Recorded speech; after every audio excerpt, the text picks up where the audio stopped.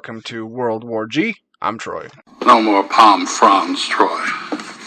Now we are the pharaohs. I'm AJ. AJ, what kind of name is AJ? Oh, you race cars? Okay, well, first, before we get into it, hey, happy Easter, everybody. Happy Easter, one and all. A holiday that means absolutely nothing to me because, one, I'm not a kid, and two, I'm really no longer religious, so... Two strike. It's just another Sunday. I did find out, though, so you know how Easter can always be kind of sporadic? Right, like, it's like the first Sunday of the month. It's the first Sunday after the first full moon in April. Oh, wow. That's what I found out. Yeah. So last week we had a full moon, and then so Easter falls on that Sunday right after. Oh, gotcha, okay. Sounds fairly pagan, doesn't it? Slightly. Similar to, like, quite a few other holidays, huh? Yeah, about that. Okay, so let's get to how does it taste? How does that taste? How does that taste? How does it taste? For this segment, we are going to be reviewing Pepsi Mango. I believe that this one is only available at Walmart. That's the only place I could find it. I looked at a couple other stores just while I was like getting stuff. I'm like, oh, maybe they'll have it here. Yeah. Nope, it's Walmart. And it's definitely got a mango smell to it. Right off the bat.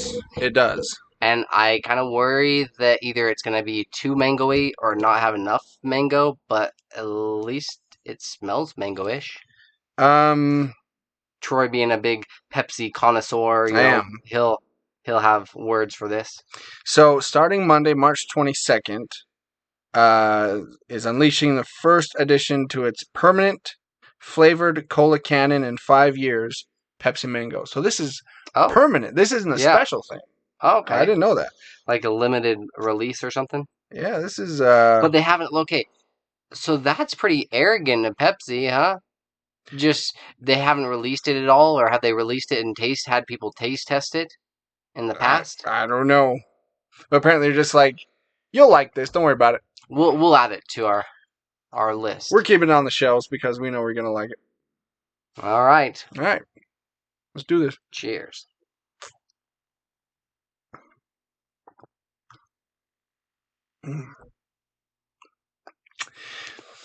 Tastes like gum. Yeah? Like fruit-flavored gum. Fruit, gum, cola, a little with a hint of cola? I don't taste any cola. I just taste all mango. I don't taste any Pepsi. The only time I ever drink soda is here on the podcast. And the only time I drink is here on the podcast and at work and just when I'm sitting here doing nothing and watching movies. Driving, go to restaurants. Yeah. Okay. All the time. Yeah, I'm not tasting any Pepsi at all. It's all mango. It's not bad. No. I mean, it's not gross or anything. It's actually pretty good. I just wish there was more Pepsi. That's all. I'd rather have a hint of mango than all mango. See, now I can taste the Pepsi. To me, it kind of reminds, like, as if they took a couple of mango high chews, threw it in there, and then that's what you're, you know, like that's what you're eating. Yeah, it's a mango candy flavor. Like, if you have mango candy, that's what... it doesn't taste like the actual fruit. It tastes like mango candy. Right. Which, again, isn't bad. No, not at all. Out of 5 mangoes? I'm going to do 5 because it gives you exactly what it says it's going to. It's mango. You taste mango. It's all mango. It is, yeah. I would probably buy this again. I'd buy it again. Yeah. And I'm not a big fruit-flavored soda guy. Like with cherry and some of like lime. Okay. I like my cola pure. Yeah, you're a purist. I am. A Pepsi purist. I like it straight. Yes. But yeah, this isn't bad. We'll definitely be sipping on this the whole episode. Yeah, like cherry Pepsi can go straight to hell. Is that a regular, or is that just a limited? Oh yeah. Okay. Cherry Pepsi's regular. been regular for a long time. Yeah, they got cherry Pepsi. They got vanilla Pepsi. Yeah. I think Lime? do they have lime Pepsi? I think they I'm may. pretty sure, I think yeah, they may yeah. do. They may. I think they may do. I think they may do have lime Pepsi. Yeah, but I don't know. I only drink the straight. The straight Pepsi Now, do you prefer it from the bottle or the can? can. Really? Yep. Any particular reason why? Tastes better. Even better than like if it's on a fountain? Yep. Really? Yep. Okay. Cold in the can is the best way to drink Pepsi.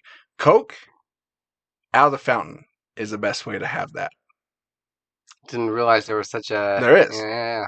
Sprite bottle tastes the best. What? Yep. I don't mind Sprite from a can. It just in my experience, in my soda expertise experience, Yeah. Sprite tastes best out of the bottle. Do you know what my favorite soda is? Fresca. I'm serious. Yeah. Wow. It's delicious. Wow. The plainest, most boring soda ever. It's grapefruit and it's delicious. I'm surprised you didn't say ginger ale. Canada Dry. Yeah. I love ginger ale. I have that all the time.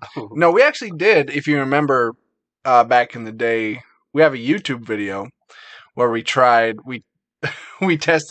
out of the fountain, bottle, and can. Oh, yeah. Remember? Mm-hmm. Yep. And Good Mythical Morning did that just recently. I'm Really? like, we did it first. Yeah. We were there first. You're welcome, Red Link. Years before they did it, we did it. Yeah. Still on YouTube. You can go check it out. See AJ get soda dumped on him. Mm-hmm. Yep. For losing. Okay. Let's get to Happy Birth Death Day. So I've pretty much given up on you knowing any of these people. I've pretty much given up on it as well. Yeah. So I'm just going to say them and just tell you who they are. I appreciate that. Yeah, you're welcome. It helps me save face as well. So, born on this day, April 4th, 1944, Craig T. Nelson. Best known for the TV show Coach. He was Coach in Coach. He was also the voice of Mr. Incredible. Okay. He's also an extreme right-wing conservative crazy person. So that's fun. There you go. Also born on this day in 1960, Hugo Weaving. He was in The Matrix. He was Agent Smith. He was V in V for Vendetta. Lord of the Rings. Lord of the Rings. Yeah. He was Lord Elrond. He was the Red Skull in Captain America. For most first of them. one? For at least the first one. In the first one, yeah. Just the first one. Well, Red Skull's only appeared twice. Right, that first and last, basically. Well, yeah. Yeah. Yeah, he's been in a lot of really Iconic big budget movies. Yeah, geek movies. Like he's all over that. Oh yeah. Born on this day in 1965. You'll know this guy when I say it. I know you will. 100% guarantee you'll know who this is. Robert Downey Jr. Sounds familiar. Yeah. Yeah. You're being sarcastic, right? Yeah. Okay. What the hell? I was gonna jump over this table. Obviously best known currently as Iron Man. Yes. Really interesting career that he's had if you go back and research it. Out of all of his movies, what are his top 3? And you can only use a Marvel movie once. Oh boy. Okay. Chaplin. Okay. Is really good. I actually haven't seen a lot of his films, so the ones I have seen are mostly Marvel. Sherlock, you've got The Judge, Chaplin, Due Date, Zodiac, Weird Science. The Judge. Kiss Kiss Bang Bang. The Judge was really good. I really liked it. Gothica. I really liked The Judge. Okay. So I would say, yeah, Chaplin, The Judge, and I gotta go first Iron Man. Fair enough. That'd be my top 3 for him. I liked what they did with him in Civil War. So as far as Marvel goes, that might be my favorite. Like, although Spider-Man was kind of a close, and the first Iron Man were kind of a close second, just because I like that whole mentor-mentee, like sensei-apprentice kind of a thing that they had going on dynamic. Yeah. But then I got to go with Sherlock, and then also Heart and Soul. Okay. I love that song. I don't know. I always find myself like randomly singing that one where like the boys in the bathroom where it's like ow, ow, ow, ow, ow. Yeah. Walk like a man. Yeah. That's a good one. Okay. And honorable mention goes to Tropic Thunder. Yes. The only person So I've never funny in heard that. any flack about playing like blackface. I don't know how he got away with that. No. For whatever reason, they're just like, oh yeah, okay. It's like, oh, that was funny. Yeah. Okay. Also born on this day in 2012, Grumpy Cat. Really? Yep. AKA Tartar Sauce. That was her real name. Was Tartar Sauce. Unfortunately, we lost Grumpy Cat in 2019, I think. You brought us a lot of memes and a lot of frowning faces. Yep. R.I.P. Grumpy Cat. Here's to you. I actually really liked Grumpy Cat. I don't know why. I thought, I enjoyed that meme. Using it any opportunity that you can or any time. Used to. Not anymore. I don't want to sour Tartar Sauce's memory now. Now it just seems disrespectful to share a meme of the dead cat. Okay. So those that died on this day, in 1841, William Henry Harrison. He was the 9th U.S. president. Know how long he was president? 30 days. Seriously? Mm-hmm. And he died of pneumonia. See, he was elected March 4th, died April 4th today. That's a good run. Like, then everybody's just like, yeah, he was a great president, great man. Yeah. The first president to ever die in office. Not the last, though. Old Bill Harrison. How many presidents have died in office? JFK, him, JFK, Abraham Lincoln. Yeah, Lincoln, Harrison, Roosevelt, FDR. There's been more than I would have There's been a few. Yeah. There's been a few. Okay. Also died on this day in 1968. Martin Luther King Jr. Was assassinated on this day as he stood on the balcony of his motel, which is actually now they've turned into like this big kind of Black History museum. The hotel? The motel, yeah. Motel? Yeah. And they actually have saved the room exactly as it was when he was supposed to stay there. Haven't changed it at all. I have up on my wall at home like his, I have a dream speech. Yeah. But yeah, definitely an influential man. Yep, killed by a ignorant racist. Okay. Let's move on to This Week in Geek. This Week in Geek. So, a few weeks ago, we talked about Powerpuff Girls casting. Yes. How it was revealed that Dove Cameron, Chloe Bennett, and Yana Peralt, I think it's Peralt, will be Blossom, Bubbles, and Buttercup.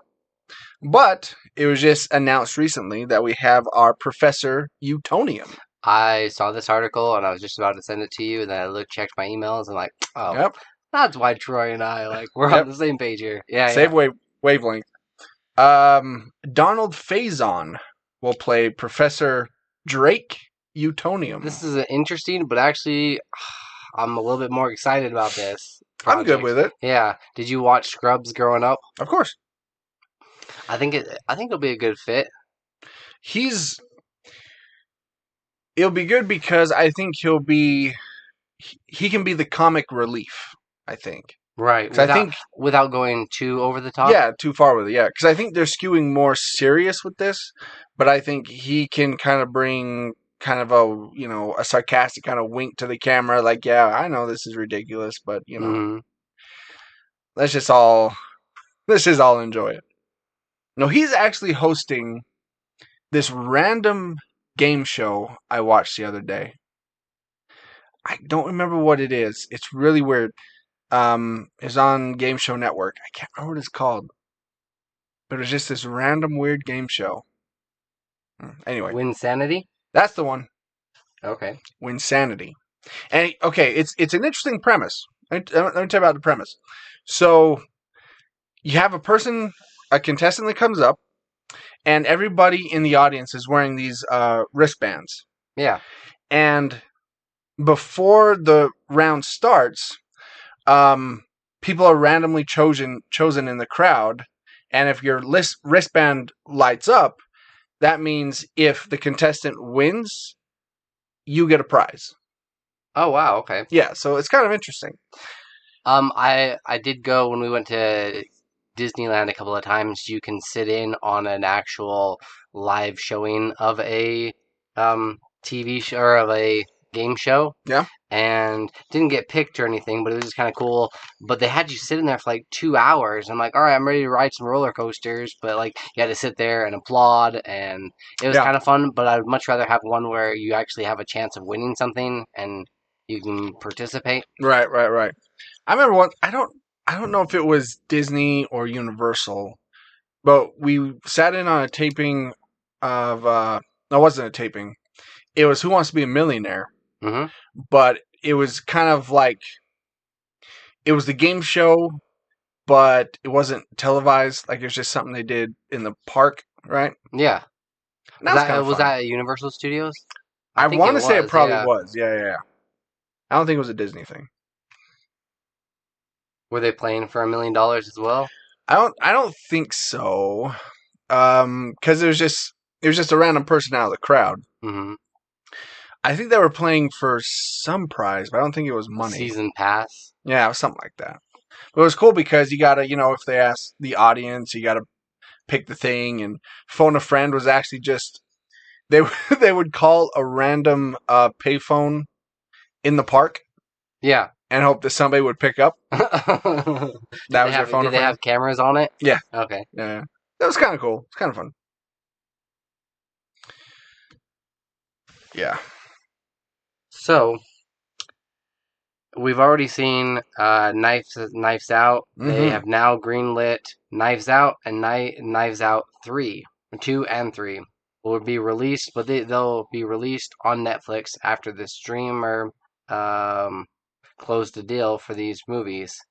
It's going to have the same cast. You will get Daniel Craig reprising his role as Detective Beignet Blanc, and they haven't given too much details. They did say that the original one brought in $3.11 million. A good film on a $40 million budget. Knives Out is a great film. Oh, see, that's what I was really surprised that they did. It was an interesting choice, but it worked out perfectly. They revealed who the killer was halfway through the movie. Mm-hmm. And I'm where the hell are they going to go from this if you already know who it is? Yeah. But no, they managed to make it work.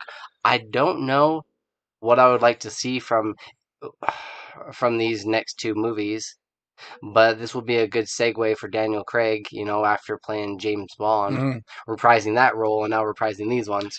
I think he'll probably go on another case, probably maybe with a different family or something like that. That's what I would guess. But this also makes it nice is because then you can as a director, you already know that you're greenlit for another movie. Yeah. So you can, like, if you wanted to do one where it just ties in directly to the next one, if you want to tell a bigger overarching story, you can. You have a little bit more freedom knowing that, like, there's not many movies out there that you can say, oh, yeah, I'm going to get another one for sure. Mm-hmm. Right. I can't think of the last one that I remember them saying that they've greenlit one at, like, a number 2 and 3. It doesn't happen often. No. There are some. Like, the only time I've heard of that happening is like with movie trilogies. Mm-hmm. Like when they know there's going to be a third one. So Like sometimes the Hunger Games or some of these other ones. Or Back to the Future. Yeah. Like Back to the Future 2 and 3 were shot at the exact same time. But that's the only time I remember. Yeah, I remember hearing something like that happen. No, so this will be kind of nice for them. Yeah. Yeah, if you've never seen Knives Out, I mean, do yourself a favor and go watch it. It's really good. It is. Yeah. I was even surprised at how much I liked Chris Evans' character in this one. Yeah. Like he plays the character well. He plays a good douchebag. He really does. Yeah. Yeah. From going from the likable, Captain America, to this guy, it's a complete 180. Also, there's a great like half-hour video on YouTube if you can find it. That's Ryan Johnson breaking down several scenes in the movie. Yeah. It's really cool. It's really fascinating. But yeah.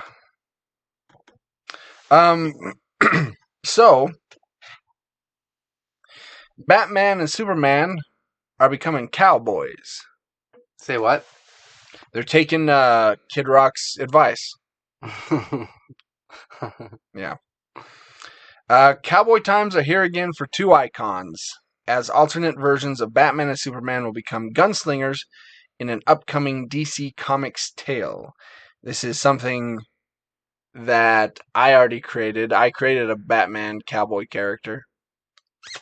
I actually drew it somewhere. I have the picture somewhere. With a date next to it? Yeah, it was years ago. Yeah. Years ago.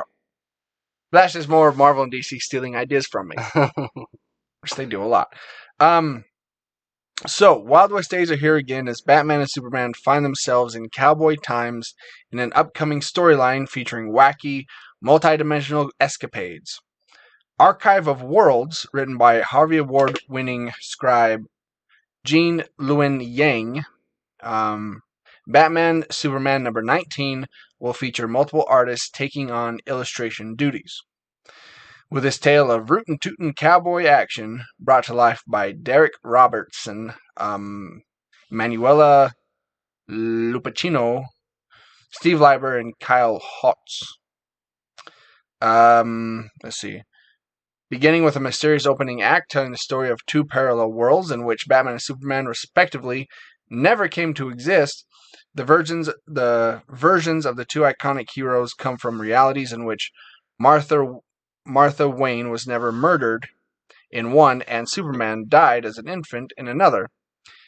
Now on the trail of reality's warping, the Bruce and Clark of these two nightmarish worlds will have to team up with their mainline Earth-O counterparts in order to set reality right from its devious, time-manipulating machinations of the unworldly, godlike despot Artur.io. I would much rather see them do like similar to what they did with Batman, what was it, Steamlight, or, that was kind of more of a steampunk-esque one. You mean Gotham by Gaslight? Yes. Yeah. They've also done that samurai one as well. I'd much rather have it just be like kind of a standalone thing, and I would really like to see Superman play a sheriff character, and then you've got Batman that he's more of the bounty hunter. I think or they could both be playing like rangers. Yeah, or if Superman was the sheriff and Batman was like an outlaw. Okay. And he's got himself like a crew that he's rolling with. Yeah, because as a vigilante, he is kind of an outlaw anyway. True. Right? Yeah. Would you have Robin, or who would you have, like... I mean, what would be the story? You'd have to have the Bat Posse. Right. So you'd have Robin, you'd have Batgirl, you'd have... Nightwing. Yeah. Okay. They roll through town, start up trouble. Or they think that they're starting up trouble, but actually, you could have him be like, he's actually on the trail of like an actual outlaw or something like that. Maybe Bruce Wayne was framed. People think he's the one that killed his parents. But he's actually on the trail of the real murderer. Okay. I don't know. Just throwing out ideas. It's got potential. Yeah. Just more ideas for Marvel to steal. Yes, exactly. Or DC, I guess. So, Bhad Bhabie, aka Catch Me Outside Girl, racked in $1 million on OnlyFans in just 6 hours, breaking a record for the NSFW, not safe for work, content subscription service. Billboards can confirm. The rapper charged 23.9 Rapper. Yeah. In quotes. Yeah. The charge $23.99 per month for access to photos, videos on her OnlyFans page, which she created Thursday, so just a couple of days ago. Just a week after her 16th birthday. She posted the receipts Thursday night via Instagram, showing $757,526.08 made from subscription fees, $267,675 she made from direct message payments, and $5,502.35 she made in tips. That amounts to $1 million plus in earnings. Jesus Christ. She had this to say, not bad for 6 hours. We broke the fucking out of that OnlyFans record, Bhad Bhabie wrote. Bella Thorne previously held the record on her paid subscription platform after just 23 hours, bringing in a cool $1 million.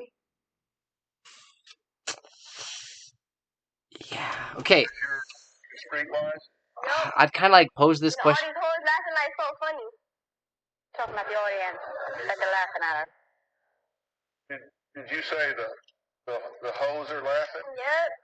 So the audience are a bunch of hoes? Yep.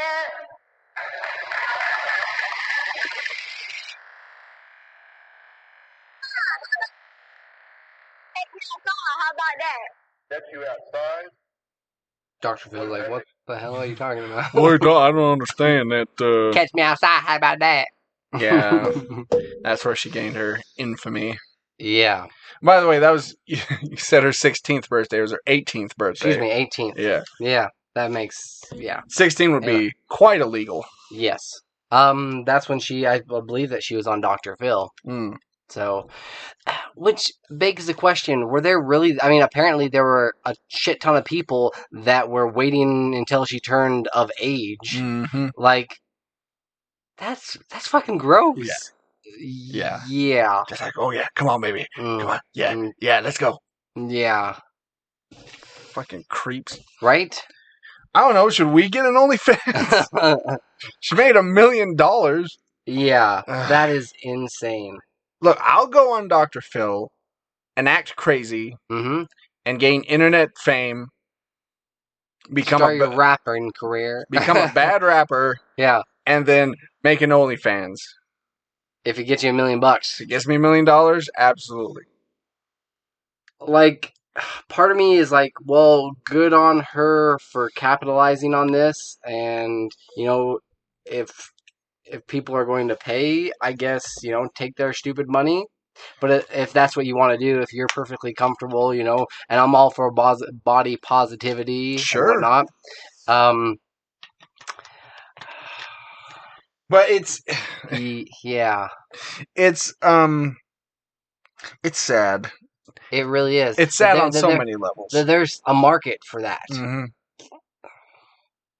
Don't you want a woman, not like just like a barely legal girl? She looks like she smells like cigarettes, first of all. She really does. And she's also a little white girl acting and dressing like she's black. It could be like, okay, I'll give her the benefit of the doubt. It could actually be where she came from. That's just how she spoke, this whole nature nurture thing. I don't think so. You think it's just an act? Mm-hmm. She's trying to act all tough and everything and trying to act street. No. Wow. No. The person I feel bad for is probably her mom, which is, I think, the person who put her on Dr. Phil in the first place. Right. Oh, her mom, I'm sure she bought her mom a house and, like, among other things. Maybe. Hopefully she's taking care of her. Do you think that anyone will break this record anytime soon? I doubt it. I was trying to think about this, if there was any celebrities that all of a sudden they're just like, fuck it, I'm going to start an OnlyFans, that they would break that record. Scarlett Jo? Yeah. Emma Watson? Yeah. But she's way too classy for that. No, I couldn't see her doing that, no. Neither would Scarlett, but yeah, it'd have to be a celebrity like that. Yeah. Where people have been clamoring to or wanting to see them nude for a long time. Where they even have like those videos that are out there that like them nude, but it's not really them, that they just Photoshop their face basically onto it. Yeah. I mean, I don't know what you're talking about. Is that a thing? That's a thing? Okay. Yeah. If you say so, AJ. Yeah. I'll believe you. All right. Okay. So to get the taste of Bhad Bhabie out of our mouths. Tastes like whiskey and cigarettes. I thought it'd be kind of fun to go through the movies that are that have become the highest grossing movies of all time and how long they held that title. All right. Kind of interesting. So, starting in 1915, the film The Birth of a Nation, which is an incredibly racist film, I don't suggest seeing it. It got $15 million at the box office. Now, when that came out, 1915, $15 million, that's a shit ton of money. Yeah. And it stayed on top for 25 years.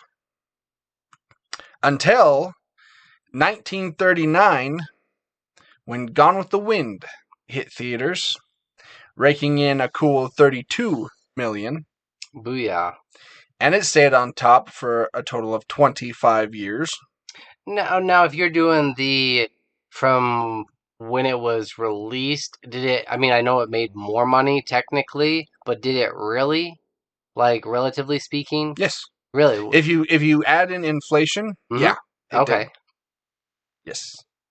Now it has been re-released several times. So in total, it's been 25 years. It wasn't I'm just talking about the initial release. Yeah, it wasn't 25 years consecutively, but with re-releasing it, bounced back and forth. So then we hit 1965 with The Sound of Music. And that pulled in $114.6 million. Which is crazy because it's crazy for 1964. There are Adam Sandler movies that have done better. You know what I mean? So 114 million. Hang on, I just want to see 114 million in 1965. What would that be today? That would be 280. I don't know. I don't know. It doesn't give me the exact. Doesn't give me the exact number. I was hoping it would. And it stayed on top for 7 years. It was the highest grossing movie of all time until 1972 with a little movie called The Godfather. Yeah. Raked in $134 million. Imagine a time where 134 million was the highest grossing movie of all time. That was like setting records that people were like, Weird. That is insane. Can you believe? Just shows you how, like, money inflation and how much things grow. But stayed on top for 3 years. Until 1975 with a little movie called Jaws. All right. Which took in 193.7 million. And that was only on top for 2 years when another little movie called Star Wars came out in 1977 and raked in $410 million. That's quite a jump. Damn, all right. That is huge. Yeah.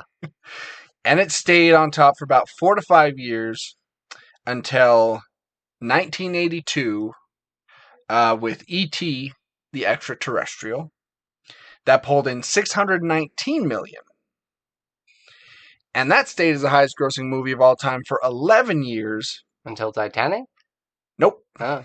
You're close. All right. 1993 with Jurassic Park. Okay. Which pulled in $912.7 million. I still remember where I saw that movie. It was on my 8th birthday. I remember too. It was, there was a theater. Cinedome? Was it Cinedome? There was a theater in South Ogden for a long time. It was very close to the... Oh, yeah. Remember that theater? Where the Ziegfeld is now. Mm-hmm. Yep, the Dollar Theater. No, not that one. I'm not talking South Ogden. I'm talking South Ogden. Oh. Like way down there. So you know where the driving range is in South Ogden? It's like right across from where it used to be. Where the water towers are? Yeah. Yeah. The driving range hasn't been there for like 15 years. Oh, okay. Shows what I know. But yeah, I know exactly what you're talking about. Like right across to the south, there was a theater there for a long time. And I think that's where I saw it. I think. I don't remember what the theater was. Could have been the Wilshire. I don't remember. Was that the first one out of these that you saw in theaters? Or like, what did they do a re-release with Star Wars? That was probably the first one. That was probably the first one list, yeah. on this list. Yeah. So that was on top for 4 years until 1997. Titanic, which took in $2.127 billion. Damn. That's a lot of money. Yeah. I remember one of my best friends growing up, he saw this movie like 3 or 4 times. He saw it? Yeah. Did you hit him? I would have hit him. All right, dude. Like, stop watching it. I think he just went there to see, the... Did he go there to see the boobies? He did. Yeah. I don't know. Maybe. I don't know. Well... If you're gonna go want to see boobies in a film, that's not the best one. They're boring boobies. Yeah. They're alright boobies. I mean, they're fine. They're fine boobies, but I'm just saying, in the context, it's a very boring scene. You know what I mean? I'll draw you. She's just laying there. Yeah. But I guess when you're, 97? So you're 12 years old? Yeah. Yeah. Any boobies are good boobies. And that stayed on top for 12 years until 2009, when James Cameron beat James Cameron with Avatar, which pulled in $2.841 billion and stayed on top for 10 plus years total, which is currently on top again, which really pisses me off. Really? Because it re-released in China. That's bull. Mm-hmm. What the hell? They purposely did that, right? Oh, yeah. Of course they did. Like, no, we want to be number one. And then, that was on top for 10 plus years until, of course, Avengers Endgame 2019 pulled in $2.797 billion and was on top for 2 years until Avatar again. But it doesn't matter because Disney owns both, so they don't care. Mm-hmm. Yeah. So it's gonna be. I would assume it'll be a few years until someone's on top again. I honestly don't see it ever happening again. It will. You think so? Sure. With like theaters opening back up? Oh yeah. With theaters opening up again, with them calculating like streaming services and stuff like that. Or is that what they're gonna do? Well, they've started, yeah. Like with Wonder Woman 84 and Kong and everything, They they're tallied up, they've tallied up that box office total, including HBO Max. Mm-hmm. Okay. Yeah. So and plus with ticket prices always rising, it'll happen eventually. It'll be a while. Do you think it'll be the final whatever this movie is, phase 4, or will it be Avatar, 5? It better not be Avatar 5. I don't know if there's These Avatar sequels better not hit $1 billion. I'm gonna be mad. Same. Because they're just so bland. Anyway, I'm guessing if the trend continues, it'll probably be a Marvel film. Yeah. They've got the best shot. Mm-hmm. Star Wars, I think it'll take a little bit because you'll have to rebuild a whole entire saga. I don't think Star Wars is gonna. Really? I think Star Wars is done. They'll just have like standalone. Yeah. And stick to mainly to TV. Yeah, the Star Wars films will probably do well, but they'll never hit the top spot again. I'm pretty sure. Never say never, but yeah, it's not looking good. Never say never again. Never. All right. Speaking of movies, yes. Let's get to our Revs and Recs. So, the first movie that I saw this week was Unholy. This stars Jeffrey Dean Morgan and Carrie Ells, and William Sadler, and a few other people that you probably wouldn't know. But anyways, Jeffrey Dean Morgan, his character, he plays this former news reporter that was kind of disgraced because he embellished on these other projects. And okay, randomly, I missed the first 2 minutes of the movie. Mhm. But that was because I got a speeding ticket. I'm still pissed off about that. But it was stupid. I was going around this other car, and he was in both lanes and just kind of like riding there. Mhm. And then I went around him and sped up to go around him, and the cop pulls me over for speeding. I'm like, what about the dumbass drunk driver that was here? And, I politely asked him about that, but no, he's kind of a tool. I'm like, it's the first of the month, too, dude. Like, what the hell? Like, you don't need to reach your quota yet. It's not getting crunch time. Yeah, I know they say they don't have a quota. They have a goddamn quota. Yeah. If you go fishing, do you ever catch all the fish? That's their favorite saying. Yeah. So, Unholy. Yeah. The Unholy. That's right, that's what we're talking about. Yeah. So, Jeffrey Dean Morgan goes to this small podunk town because he, that's why I'm not 100% sure. But he's at this town, and there's this girl there that she is deaf and mute, and through the power of what she says is Mary Magdalene, she gets her voice back and her hearing, and she starts swaying this whole town into believing in Mary and swearing allegiance to her. Without giving too much away, they relied too heavily on jump scares for this, which seems to be a trend with scary movies these days. Which is annoying. It honestly is. Like, you have this scene where he's looking over at these, which I don't know why you wouldn't even bring this up. If you go into a room where they keep all of these nativity figures under a white sheet, under white sheets, and then he goes to reach at one, pulls it off, it's Jesus, turns around, and then there's the creature, or it's like looking at him and it's getting closer, and then all of a sudden it like moves at him really fast. Yeah, it's probably that jerky kind of movement too, isn't it? And I don't understand why this character was also crawling on the ground a lot of the time. With like the contorted body crawling at you. And it made a little sense because he tripped over backwards, so it was like getting down like on his level, crawling at him. But still, it just seemed really forced. Which is unfortunate because I thought that for the most part, Jeffrey Dean Morgan did a decent job with it. Sure. It felt very like I didn't really care, but it felt like kind of sacrilegious-esque.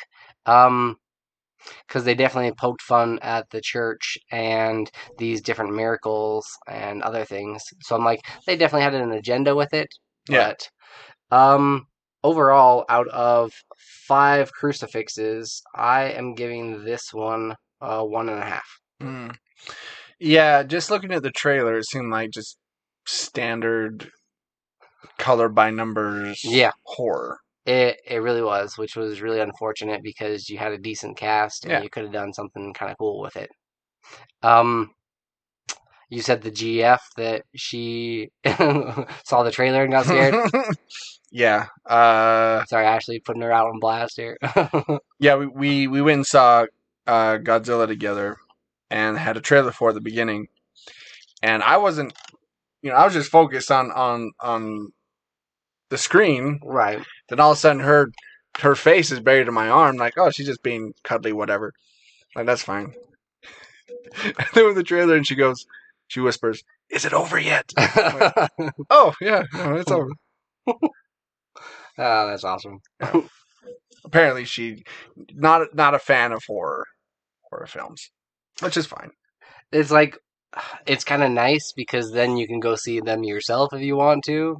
You know, which Troy's all about seeing those movies. Just going, I'm gonna go see one. Mm-hmm. No, she doesn't care if I go see movies by myself. Dude, I totally love this. She's not the ex. This pandemic. I love the pandemic for seating. Yes. It's like the greatest thing ever. There is so much space and so much room, and you can just kind of like spread out and chill. You got, you can sit down. You can put your coat over here on this chair because nobody's gonna sit there, and it's totally fine. Yeah, it's nice. Great. It is. That's one thing I'm going to miss. I'm like, it'll be awkward walking into a crowded movie theater and sitting beside somebody, as you're looking for your seat. Speaking of that, when we were going to go see Godzilla, we thought, okay, well, we'll go to this theater, because we got there fairly late. I'm sure it'll be fine. Yeah. Dude. Sold out almost. Seriously? Yeah. Like every screening was almost sold out at this theater. It was weird. That is weird, yeah. People are like wanting to see movies. They're wanting to get back into that experience. And some of these movies are best seen on the big screen, right? Yeah. Pro tip for anybody that's like wanting to save a couple bucks. You can actually get you pay for, especially with there's like so much room that's just like free or space, because they'll even like skip out rows. You can technically say that you want to purchase the front row seats, and it's only like $5 instead of $10. Wow. So you just buy those and then you just sit wherever the hell you want. Okay. All right. If I'm just saying, you can do that. I'm not that I myself have done that. No. No. You've heard. I've heard. You've heard that people do that. Hey, I was a baller on a budget, Should be on one of those film or one of those TV shows on like have like hoarders and extreme cheapskates and stuff. Like you should be on that. Is there a show for extreme cheapskates? Oh yeah. I'm not like that big of a cheapskate. No, I'm just saying. Oh, Jesus. Wow, like you could be on one of those shows. I could. There's a couple of ways I'd be like, all right. Well, I'm not saying you're an extreme cheapskate, but no. There are you over the years you've mentioned there are ways that you've saved money here. The system. Yes. Yeah. Finesse the system. Yeah. That could be your show, Finessing the System with AJ Warner. I like this. This has potential.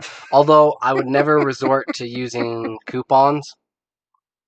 My sister-in-law, she uses them, and sometimes stores will pay her, and she'll come out with like a full thing of, or she pays like $5 for an entire shopping cart Yeah. full of like just on double coupon day, and if you like do this and that, and there's a whole art to it. Yeah.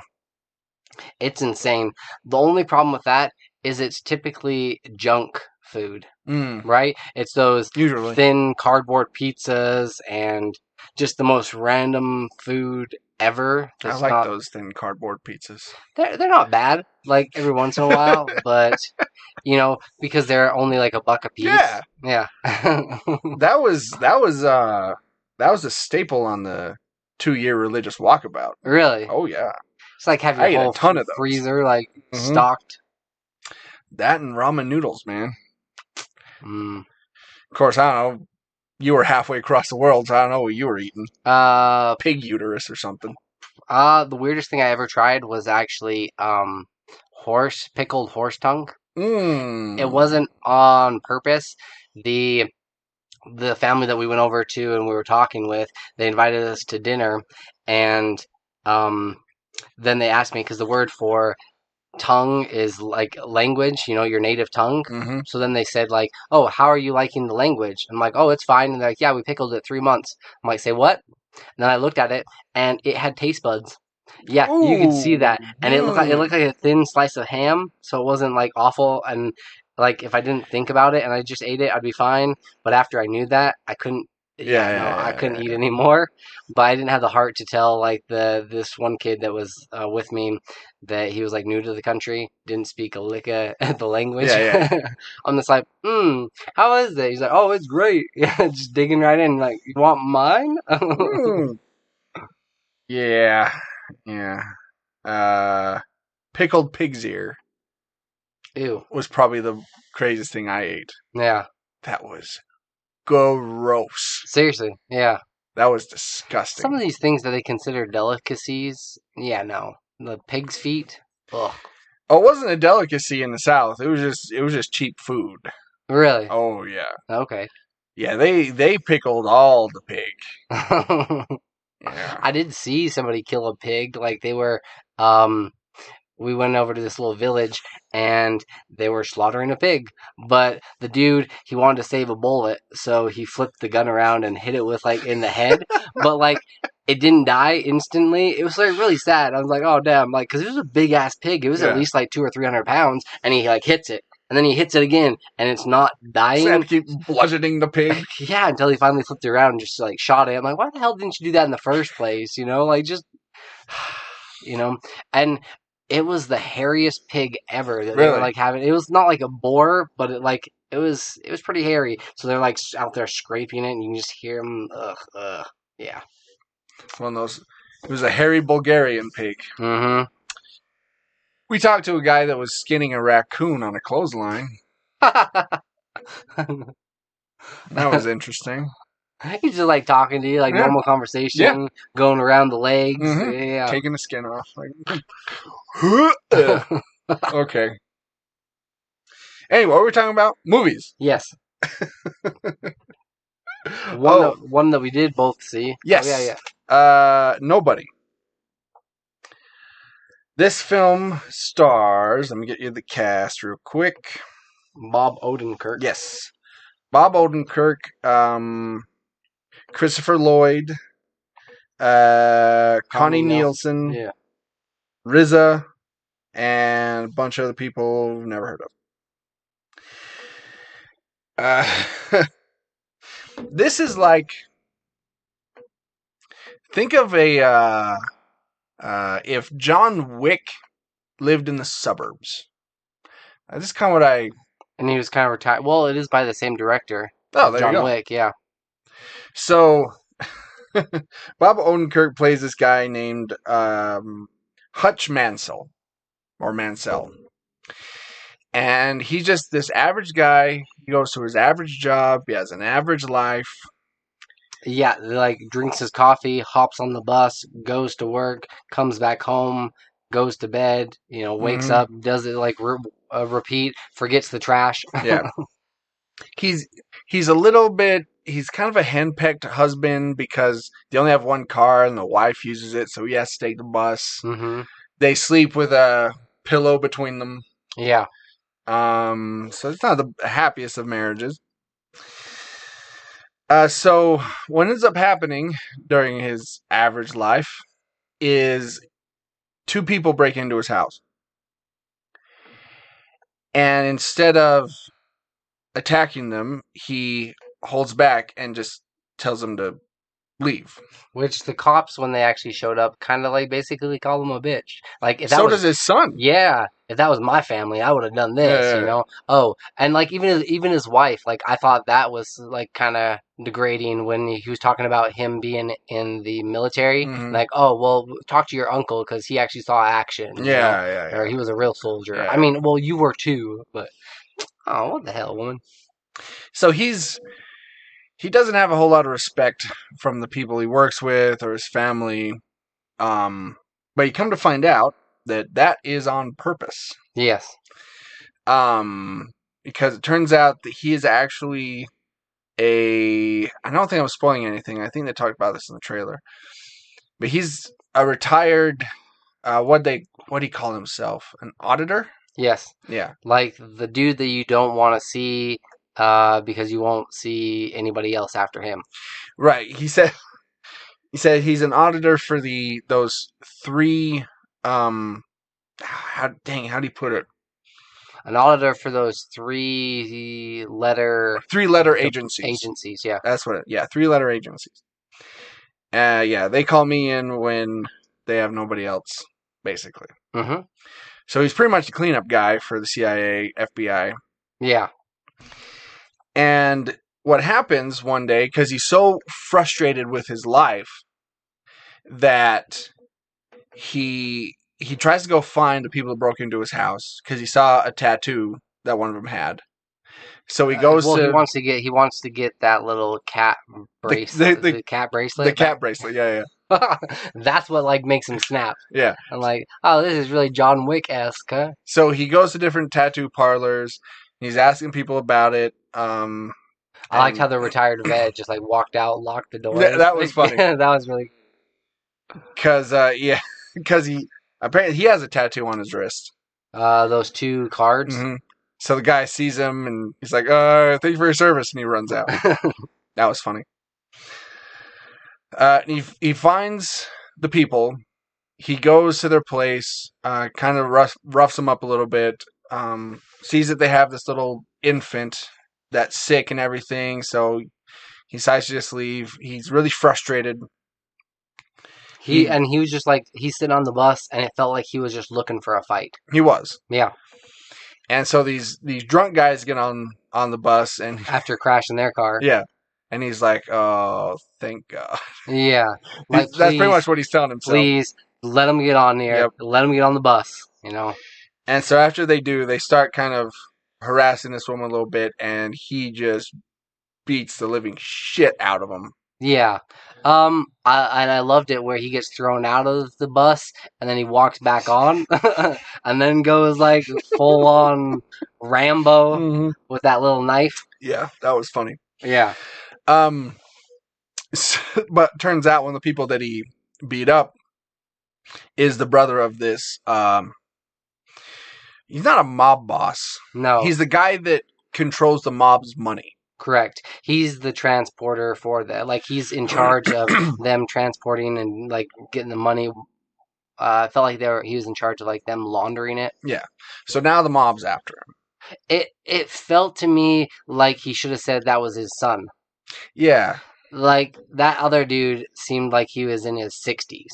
Yeah. Right? Yeah. And the other kid was, like, in his 20s. 20s. And when he called him his brother, I was just like, hold on. It's a big age difference. Yeah. So yeah, that's now he's got to fight off the mob essentially. Yeah. And that's pretty much the plot of the movie.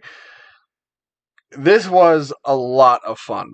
It was. Personally, I thought this was so much fun because it's one of those movies you just go and shut off your brain and you just want to see a guy kick another guy's ass, and it's just violent. But they did have some really good jokes in there too. They did, yeah. Like when he was at the warehouse where he was working, and, and the guys break in, having a big shootout. He goes in the room and he see that Days Without Incident sign, and it said 262, and he erased it. Yeah. There's some that like was little, funny. There's some little like subtle humor in it. Yeah. I also really liked Christopher Lloyd's character. Yeah. Right? Playing his father. Yeah. Just this old retired FBI dude. Apparently, one of the reasons Christopher Lloyd, because I was listening to an interview with Bob Odenkirk, and one of the reasons Christopher Lloyd took that role is because he's never played like action before. No, he hasn't. No. Yeah. Which is weird. He's had this like huge career, but he's never played like an action kind of guy. And Christopher Lloyd's a pretty old man. He is. But to see him shuffling around with a shotgun, yeah. actually like 4 or 5 shotguns strapped to him. Well, that's the thing. That's what I was gonna say. Like, they told him, like, hey, we can get like fake shotguns, saying because shotguns are fairly heavy. Right. You have like 6 or 8 on you. It's gonna be pretty heavy. And he's like 20 pounds a pop. Yeah. He's like, no. Yeah. I want real shotguns, or else it's not gonna look real. Yeah. So Christopher Lloyd was going around with 100 pounds worth of shotguns on him. Yeah, it was great. It was I mean, it's not high art by any means. No. But if you're just looking for a fun, violent, just a shoot 'em up type of movie. He's 82. Is he really? Christopher Lloyd? Yep. Yeah. He still got it, man. Oh yeah. He still got it. Sharp as a tack. And it was great, the end scene with the big shootout. You can tell the character's just having a blast. He honestly is. Like, this is like him reliving his glory days. Yeah, it was great. It did get a little campy at that part, because they knew where all the traps were, but then they'd only just barely shown up at his place. It did get very Home Alone-ish. It did for a minute, right? Yeah. All the traps that he set up. But it was just to show, fun ways of killing people. And it was, yeah. Which I can appreciate, but yeah, you're right. A couple of those were like, okay. All right. When RZA had that sniper rifle and he shoots the 3 dudes at once. Yes. I'm like, could that happen? I don't know. It was pretty badass looking, though. It was cool, but yeah. So out of and even when he like strapped that the dead man switch to himself, I thought that was kind of cool. That scene where he's just like sitting down eating. That was cool. The big reveal. I'm like, oh, that's kind of clever. I'm like, why is he like not afraid of just like being in here? And that's the other thing I liked about him is sometimes you need a movie where the character he's just the best at what he does. Yeah. And he it's like John Wick. Like, you're not going to take this dude down. No. It's going to take a whole army. Mm-hmm. That also kind of reminded me of the Joker in The Dark Knight. Ooh, yeah. That scene. Yeah. Because the Joker had the same type of thing. Mm-hmm. Yeah. But anyway, out of 5 kitty cat bracelets. Yeah. I'm giving it like... I think I'm at a 3.5. I'm at a 4. Really? Okay. I really liked it. Yeah. I really enjoyed it.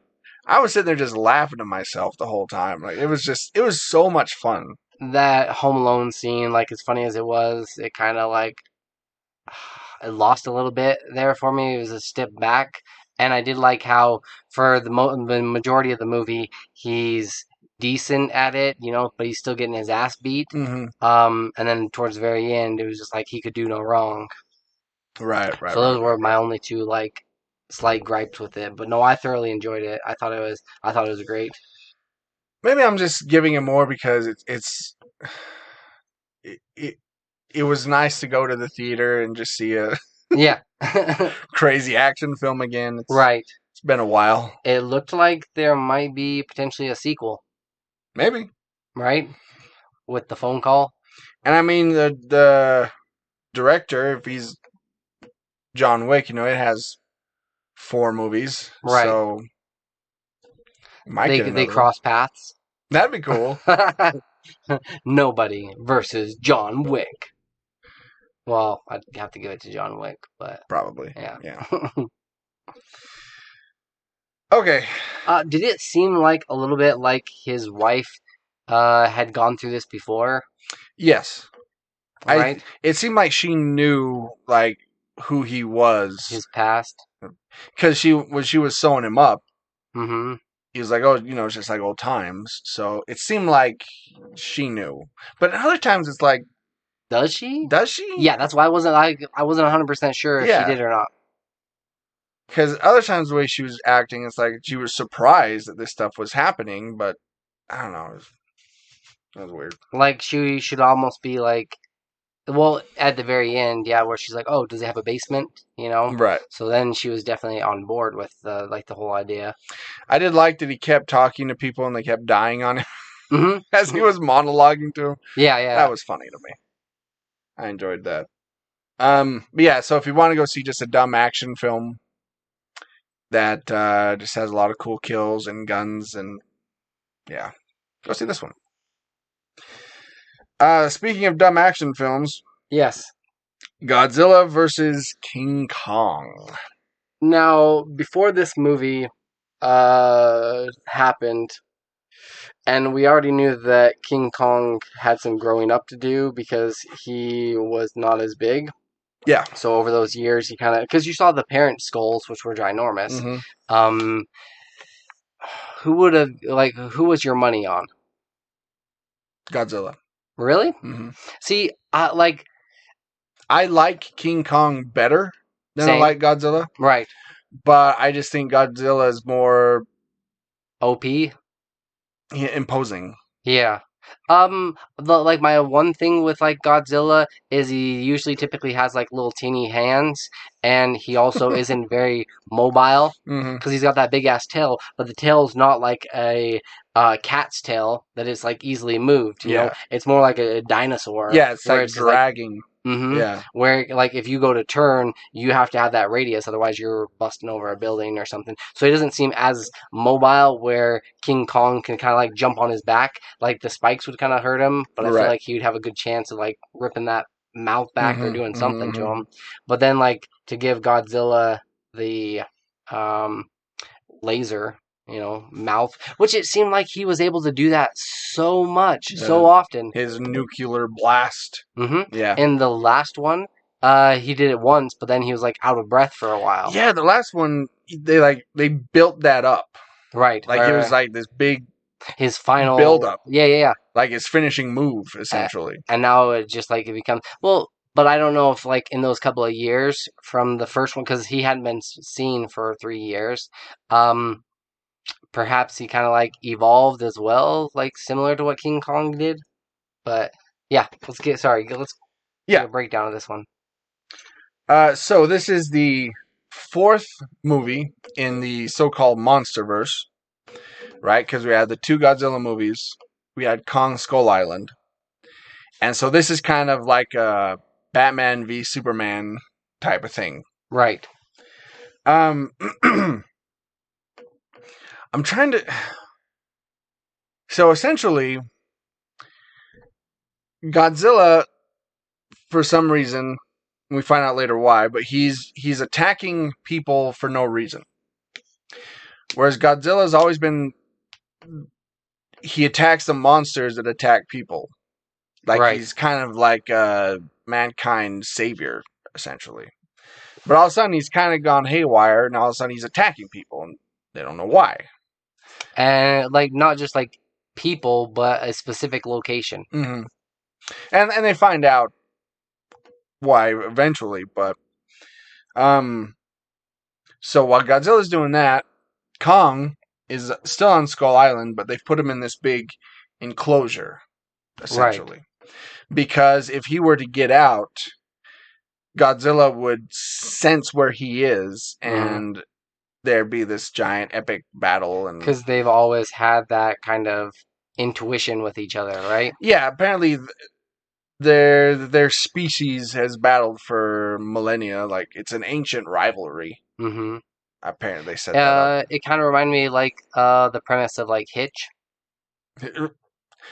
Please explain. So Hitch is he's always connected to that other girl.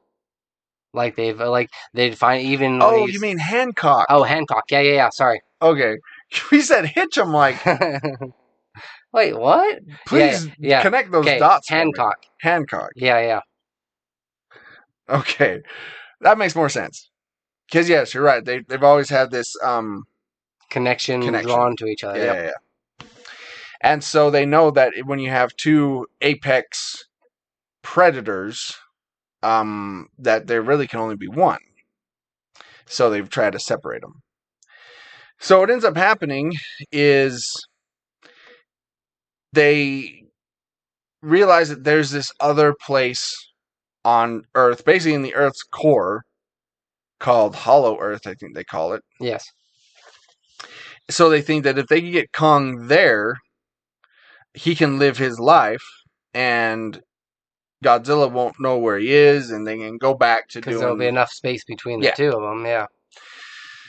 So, they get Kong out, and they basically need Kong to kind of lead them there, because he can essentially, like a homing pigeon, sense where it is. Yes. Because this place has never been found before.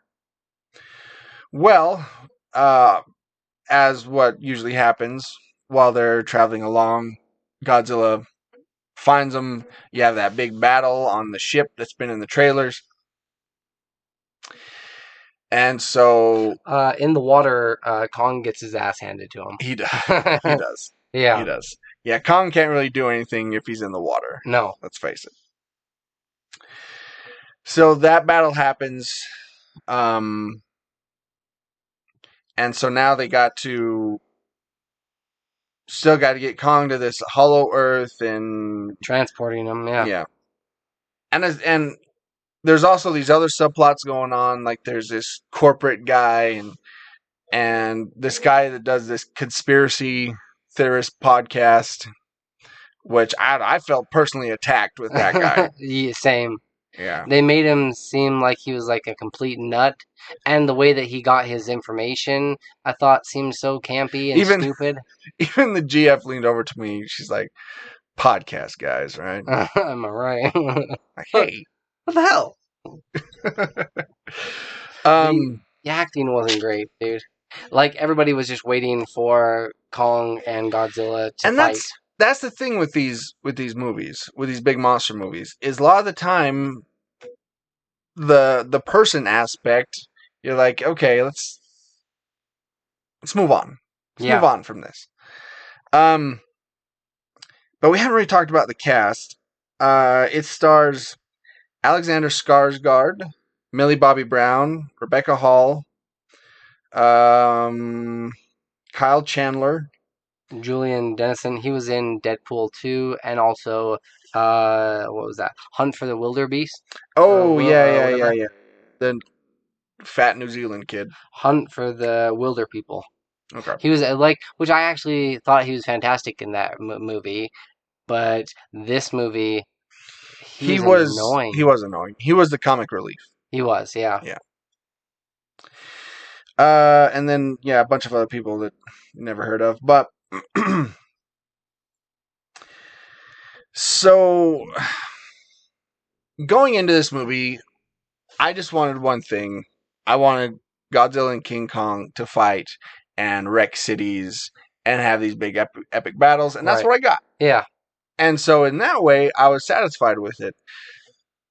The things I didn't like were a bunch of the subplots with the people, and I think they went a little... They leaned in too much with the whole mythology of it, I thought. They did, yeah. They leaned in really heavy with that. Yeah. With the whole, special axe that Kong found, and, okay. All right. And people were calling it already that they would have to fight something else, a bigger threat. Yeah. And people have guessed what it was. Yeah. And they were right. Mm-hmm. And it was cool that they brought that in, but at the same time, it was like, can we just get the two? Why do we have to have this other one? Yeah. Like, I understand that you need a They threat. went all Batman v Superman. Yeah, they need a threat for him to team up on, because that's what you do. It's like, can we just stick to these two? Maybe this guy could be in a sequel. Yes, yeah, You know? yeah. But, it is Has what there it is. really been any, like, because I know this might be an unpopular opinion, but I even hated Pacific Rim and some of these other larger-than-life movies. I actually personally like Pacific Rim. But Really? I know you didn't like it, but No. that's fine. Has there really been too many big movies like this that have done, not necessarily done well box office, but as far as reviews and critics go? Peter Jackson's King Kong actually did really well. Okay. It was reviewed really well. I think critically it did well. Even with Jack Black in it? Yeah, even with Jack Black. Yeah. But it's really difficult because that acting between Millie Bobby Brown and Kyle Chandler was awful. That parent, You don't buy them as father, daughter. Yeah, father, daughter. No. Not at all. Which is unfortunate because I really liked him in Friday Night Lights, the TV show. Kyle Chandler's great. He's Yeah. a great actor. And Millie Bobby Brown is good, but they just had no chemistry. They didn't. Yeah. And they didn't really... Wolf of Wall Street, Manchester by the Sea. Yeah, the dude's... The Midnight Sky. He's a very underrated actor. He is. Yeah. But yeah, so overall, I mean, I got what I wanted. I got the big monster fights. I just think that the plots with the people could have been better. Mm-hmm. Acting could have been better. So out of 5 special axes. Yeah, all right. Okay.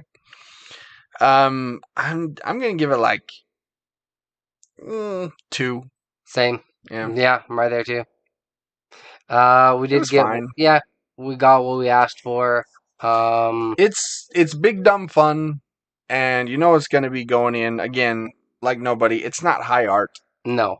I thought the visuals were cool. I thought Kong and Godzilla looked great. They did. Yes.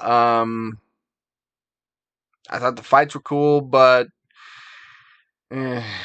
just you lean too much on the people and you just kind of loses me. But Same.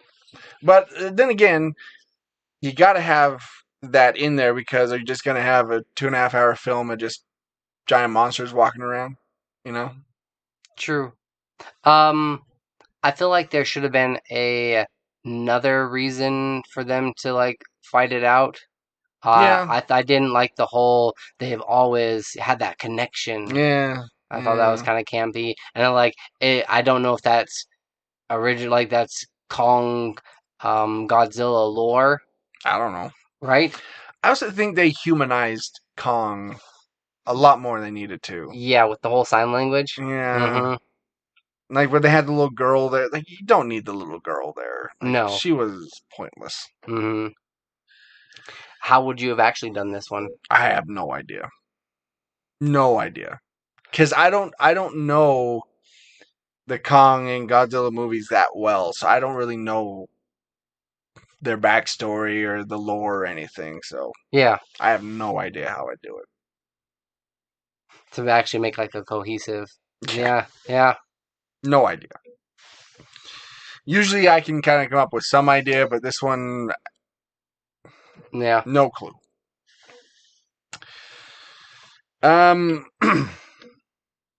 Okay. So there you have it. I think that wraps it up. So, here's where you can find us.